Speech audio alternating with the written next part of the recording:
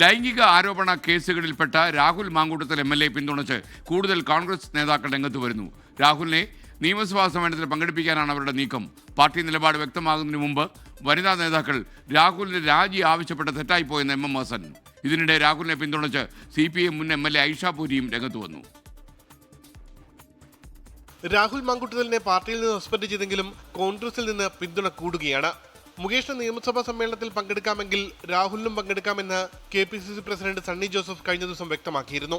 രാഹുലിന്റെ രാജി ആവശ്യപ്പെട്ട വനിതാ നേതാക്കളെ തള്ളി MM ഹസനും രംഗത്തെത്തി. പാർട്ടി തീരുമാനം വരുന്നതിന് മുമ്പ് അങ്ങനെയുള്ള ആളുകൾ പ്രതികരിക്കുന്നത് തെറ്റാണ്. ഒരു മെമ്പറുടെ അവകാശമാണ് നിയമസഭ അറ്റൻഡ് ചെയ്യുക, നിയമസഭയിൽ പങ്കെടുക്കുക.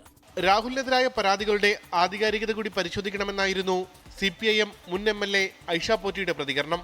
ഏത് പാർട്ടിയിൽപ്പെട്ടവരായാലും ഏത് മനുഷ്യരെ പറ്റിയായാലും എന്ത് പറഞ്ഞാലും അതിൻ്റെ ഉള്ളടക്കം സത്യമാണോ എന്നൊന്നും നോക്കുന്നത് നല്ലതാണെന്ന് തോന്നുന്നു. ആരുടെ കാര്യത്തിലായാലും ഏത് മനുഷ്യരുടെ കാര്യം ഇത് എന്തിനാ അടക്കി വെച്ചുകൊണ്ടിരിക്കുന്നത്? പറയാനുള്ളത് അപ്പം പറഞ്ഞുകൂടെ? UDF കൺവീനർ അടൂർ പ്രകാശും രാഹുലിന് പിന്തുണയുമായി രംഗത്തെത്തിയിരുന്നു. ലൈംഗിക ആരോപണ കേസിൽ ക്രൈംബ്രാഞ്ച് പ്രത്യേക അന്വേഷണ സംഘം രാഹുലിന്റെ മൊഴി രേഖപ്പെടുത്തും.